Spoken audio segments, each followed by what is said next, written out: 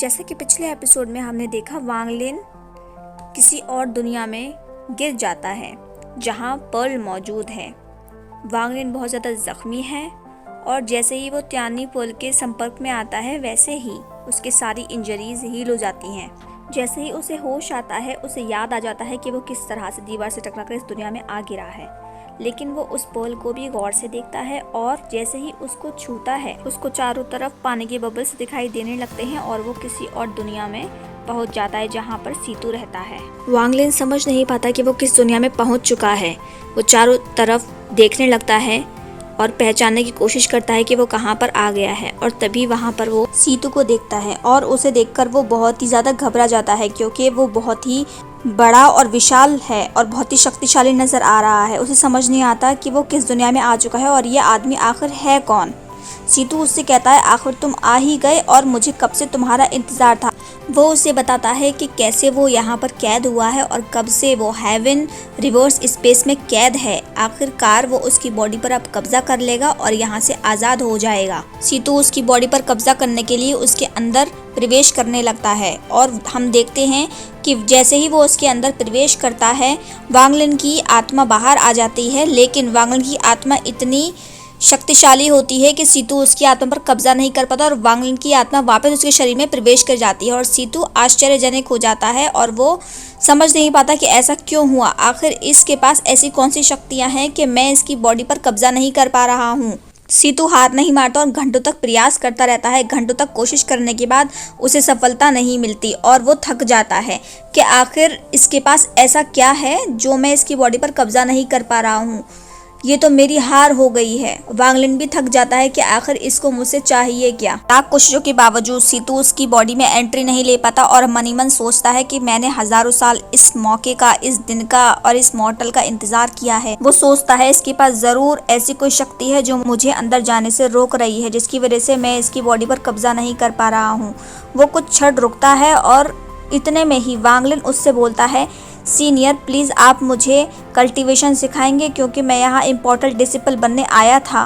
वो मना कर देता है। वो कहता है कि तुम्हारी क्वालिफिकेशंस तो बहुत ही बेकार है, मैं तुम्हें नहीं सिखा सकता, मैं तुम्हारा मास्टर नहीं बन सकता, तुम उस लायक ही नहीं हो। वांग लिन ये सब सुनकर उदास हो जाता है। तभी उसे अपने माँ बाप की आवाज़ सुनाई देती है और वो वहाँ से भाग जाता है और वो देखता है कि उसके माँ बाप उसे ढूंढ रहे हैं और इमोर्टल्स भी उसे ढूंढने की कोशिश कर रहे हैं क्योंकि वो कहीं खो गया है। वो उस जगह से भागता हुआ अपने माँ बाप के पास चला जाता है और उसके माँ बाप को संतुष्टि मिलती है कि आखिर मेरा बेटा सही है और वो ज़्यादा परेशान नहीं होते। वो उसे गले लगकर रोने लगते हैं कि हमने तो तुम्हें खो ही दिया था।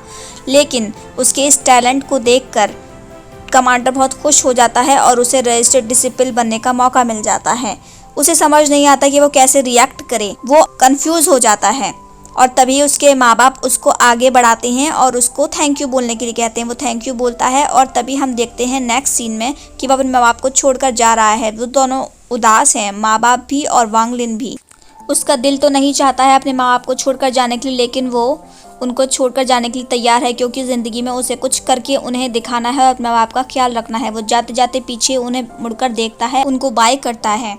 तभी हम देखते हैं वो कमांडर के साथ हैंगुई सेक्ट पहुंचने ही वाला है। वो रास्ते में उड़ता हुआ हैंगुई सेक्ट पहुंच जाते हैं और हैंगुई सेक्ट पहुंचकर हम देखते हैं कि वहां पर एक बहुत ही प्यारी सी बिल्डिंग है जिसमें वो एंट्री लेते हैं, जहां पर बहुत ही सारे इमोर्टल्स उसको नज़र आते हैं और वो अचंभे से सारी चीज़ों को देखता है। जांग इमोर्टल उसे बताता है कि यहाँ पे यूनिफॉर्म इमोर्टल के लेवल को रिप्रेजेंट करता है। फर्स्ट लेवल है white, then red, then yellow. Wang Lin उससे पूछता है फिर ग्रे कलर किस डिसिपल का है। वो बोलता है ग्रे कलर इनर डिसिपल्स का नहीं, आउटर डिसिपल्स का है, जो अभी तक फाइनली डिसिपल रजिस्टर नहीं हुए हैं। ये सब बातें करते हुए वो उसे रजिस्टर्ड डिसिपल्स के हेड को हैंड ओवर कर देता है और वांग लिन अंदर जाकर देखता है कि वहाँ पर सभी लोग खेल खेल रहे हैं और आपस में मज़े कर रहे हैं। वहाँ उसे कोई भी इतना सीनियर नहीं लगता जिससे वो बात कर सके। वो बात करने की कोशिश करता है लेकिन कोई भी उसको भाव नहीं देता और सब अपने मज़े करने में लगे रहते हैं। तभी वहाँ पर एक लड़का है जो वांग लिन को देखता है कि वो बहुत ही परेशान नज़र आ रहा है। वांग लिन अपने बिस्तर उठाकर जा ही रहा होता है, तभी वो लड़का वहाँ आता है और उससे बोलता है मेरा नाम जांग हू है और तुम जो चाहो मुझसे पूछ सकते हो। मुझे पता है तुम यहाँ नए हो और तुम्हें यहाँ पर बहुत अजीब लग रहा होगा। यहाँ पर सब लोग अपने में ही मग्न रहते हैं, पर तुम फिक्र मत करो। तभी हम देखते हैं कि रजिस्टर्ड डिसिपल का जो हेड है वो उन्हें काम सौंप देता है और बोलता है इन सभी कार्ड्स में से एक कार्ड्स चूज कर लो।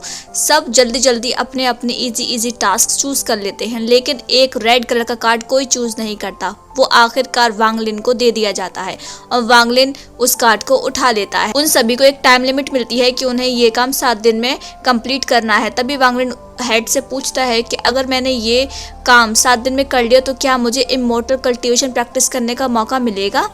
हेड उसकी बात का कोई जवाब नहीं देता और सबको सोने का ऑर्डर देकर वो वहाँ से चला जाता है। नेक्स्ट सीन में दिखाते हैं कि सोते हुए वो जांग हू से पूछता है कि पानी भरना इतना टफ है कि कोई उसे कार्ड को लेना नहीं चाहता था, क्या तुम मुझे बता सकते हो। जांग हू बोलता है ये सब तुम्हें सुबह ही पता चल जाएगा।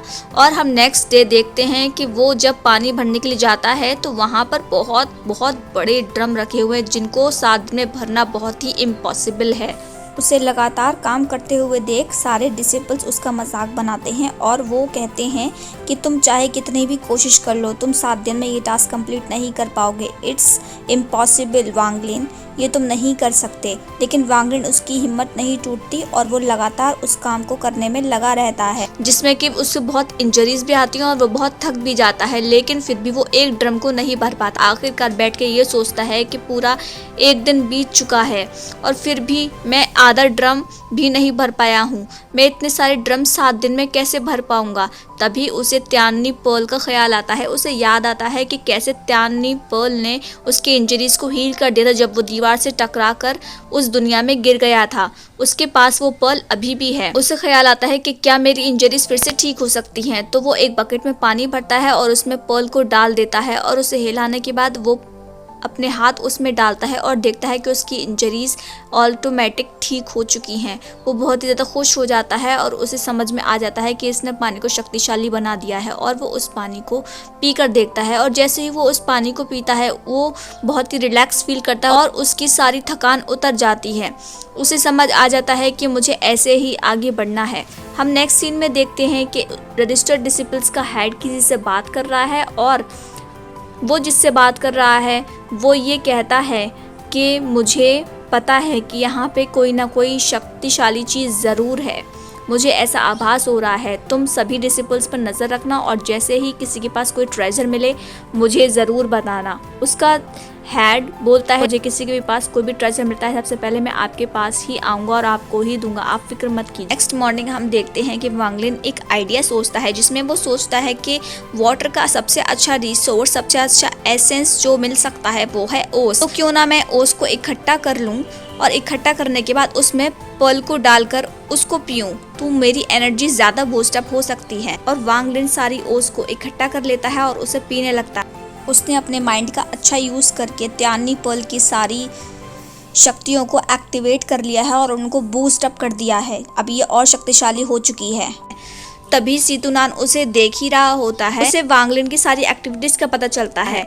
सीतू मन में कहता है कि ये इतना भी बेवकूफ़ नहीं है जितना मुझे नजर आ रहा था। तभी हम देखते हैं कि वांग लिन अपनी कड़ी मेहनत में लगा हुआ है और वो रात दिन एक करके ड्रम्स को जल्दी से 7 दिनों के अंदर भरना चाहता है। और हम देखते हैं जब वांग लिन ड्रम्स को भर रहा होता है तभी रजिस्टर्ड डिसिपल उस पर नजर रखे हुए है। आश्चर्य से देखता है और सोचता है कि ये कैसे पॉसिबल है कि ये 7 दिन के अंदर ये टास्क को कंप्लीट कर लेगा। ये तो बिल्कुल इम्पॉसिबल बात है, ये बिना किसी ट्रेजर के नहीं हो सकता। और वो वांग लिन को चुपके से इस वेसल में से पानी पीते हुए देख लेता है और उसको शक हो जाता है कि वांग लिन के पास ज़रूर कोई जादुई चीज़ है जिससे ये काम करने में सफल हो पा रहा है।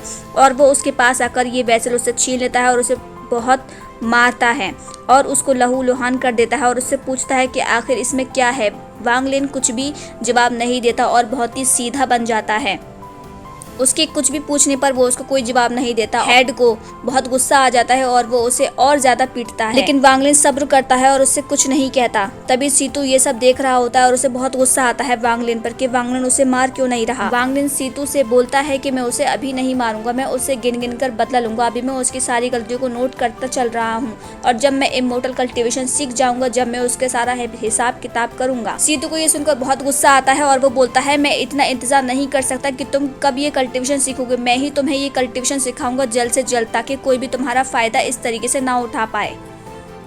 वांग लिन उसकी ये बात सुनकर मुस्कुराता है और कहता है, आखिर आप मान ही गए। आप तो पहले मना कर रहे थे कि आप मुझे नहीं सिखाएंगे, मेरी क्वालिफ़िकेशंस बहुत ज़्यादा पुअर हैं और मुझ में कोई भी टैलेंट नहीं है, अब आप कैसे तैयार हो गए। तो सीतू उस पर जवाब देता है कि मैं कौन होता हूँ तो मैं ना सिखाने वाला, आखिर त्यानी पर्ल ने तुम्हें खुद चूज़ किया है तो मुझे ये करना ही होगा। और वो तैयार हो जाता है। सीतू उसको बोलता है कि प्रैक्टिस स्टार्ट करने के लिए सबसे पहले तुम्हें ओस की बूंदों को इकट्ठा करना होगा और उनको वेजल्स में भरना होगा, सो दैट हम त्यानी पर्ल की जितनी भी शक्तियां हैं उसको अपग्रेड कर सकें। ज़्यादा से ज़्यादा शक्तियां अपग्रेड करने पर ही वो तुम्हें अच्छा कल्टीवेशन सीखने में मदद कर पाएगी। तभी हम देखते हैं वो त्यानी पर्ल को एक एक करके सभी वेसल्स में डाल लेता है और वहाँ पे सभी वाटर ड्रॉपलेट्स इकट्ठी होकर उनको अपग्रेड कर देती है और वो वहाँ पर कल्टीवेशन टेक्निक स्टार्ट कर देता है। सीतो उसको बताता है कि कल्टीवेशन टेक्निक में सबसे पहला स्टेप है कंडेंसेशन, जिसमें कि 7 टेक्निक्स होती हैं। वांग लिन अपनी प्रैक्टिस स्टार्ट कर देता है और तभी हम देखते हैं कि वो अपनी ब्रीथिंग पे फोकस नहीं कर पाता और सीतू उसको बोलता है, अपनी ब्रीथिंग पे फोकस करो, नहीं तो तुम ये नहीं सीख पाओगे। अगर तुम्हें 10 गुना शक्तिशाली होना है तो तुम्हें कल्टीवेशन बहुत अच्छे से सीखना होगा। वो काफ़ी देर तक कल्टीवेशन की प्रैक्टिस करता ही रहता है और आर्ट ऑफ ग्रेविटी को सीख लेता है। आर्ट ऑफ ग्रेविटी कंडेंसेशन की पहली टेक्निक है जो उसको बहुत अच्छे से आ जाती है। तभी हम देखते हैं नेक्स्ट सीन में कि next morning commander next conference रखने वाले हैं, जिसमें वो एक रजिस्टर्ड डिसिपल को मौका देंगे अपने इनर डिसिपल्स में शिफ्ट होने का और वहाँ पर वो आते हैं। तभी सब लोग चिल्लाने लगते हैं कि हमें सिलेक्ट किया जाए, हम हैं होनहार, हम हैं टैलेंटेड, हमारी ये क्वालिफ़िकेशन है, हमारी ये क्वालिफ़िकेशन है। लेकिन वो वांग लिन के पास आता है और उसको ऑफ़र करते हैं, क्या तुम हमारे इनर डिसिपल में शिफ्ट होगे, क्या तुम शिफ्ट होना चाहते हो। तभी वो अचंभे से उसे देख ही रहा होता है, उसे समझ नहीं आता कि ये ख्वाब है या हकीकत। तभी उसका दोस्त उसे होश में लाता है और बोलता है, सर को थैंक यू बोलो। तभी वांग लिन बहुत खुश होता है और उनको थैंक यू बोलता है। और हम देखते हैं कि कमांडर वांग लिन से कहता है कि हमारे हैंगवी सेक्ट का ट्रेडिशन है जो तुम्हें भी फॉलो करना है, और वो उसे एक हाथ में मिठाई और एक हाथ में दूसरा पैकेट पकड़ाता है और वांग लिन दोनों चीज़ें अपने हाथों में ले लेता है और वो उसे मिठाई खाने के लिए कहता है। वो सोच ही रहा होता है, तभी उसका हेड उसे बोलता है कि खाओ, और वो खा लेता है। तभी वहाँ पर खड़े सारे लोग निराश हो जाते हैं और वहाँ से चले जाते हैं कि पता नहीं हमें क्यों नहीं सिलेक्ट किया गया। नेक्स्ट डे हम देखते हैं कि वांग लिन फिर से सीतू के पास जाता है और अपनी प्रैक्टिस को जारी रखता है। सीतू वांग लिन को आर्ट ऑफ ग्रेविटी बहुत अच्छी से सिखा चुका होता है, वो उसी की प्रैक्टिस कर रहा होता है। तभी उसे इन दोनों की लड़ाई सुनाई देती है, हेड की और उसके दोस्त जांग वू की। वो किसी बात पर बहुत ही ज़्यादा झगड़ने लगते हैं और उनकी बात झगड़ते झगड़ते बहस में बदल जाती है और एक दूसरे को मारने पर उतारू हो जाते हैं। जांग वू उसे धमकी देकर जाने लगता है, तभी उससे बर्दाश्त नहीं होता और रजिस्टर्ड डिसिपल घमंडी होने की वजह से उसे मारने की कोशिश में लग जाता है। वो उसके पास भागता है और उसे चाकू से अटैक कर देता है। ये सब सुनकर वांग लिन वहाँ आता है और उसे बचाने की कोशिश करता है। अभी हम देखते हैं कि रजिस्टर्ड डिसिपल का घमंडी हेड उसको बोलता है कि तुम अपने आप को क्या समझते हो, तुमने आर्ट ऑफ ग्रेविटी क्या सीख लिया, क्या तुम मुझे हरा पाओगे, आज तुम भी मरोगे, तुम्हारा भी आज मरण दिन है, मैं तुम्हें जीतने नहीं दूंगा, आज तुम्हें अपनी जान से हाथ धोना पड़ेगा। और वो वांग लिन से लड़ाई करने लगता है। इन दोनों में घमासान युद्ध होता है और वो अपनी अपनी शक्तियों का प्रयोग करने लगते हैं। हेड उसे नाइफ से अटैक करता है लेकिन वांग लिन उससे बच जाता है, लेकिन हेड उसे जख्मी करने की कोशिश में लगा रहता है। देखते हैं कि उसके दोस्त जांग वू को बहुत गुस्सा आ जाता है और जैसे ही उसका हेड वांग लिन पे वार करने वाला होता है, तभी जांग वू उसके हेड पर पीछे से नाइफ से वार कर देता है और उसे वहीं पर मार डालता है। और ये सब देखकर वांग लिन बहुत हैरान हो जाता है।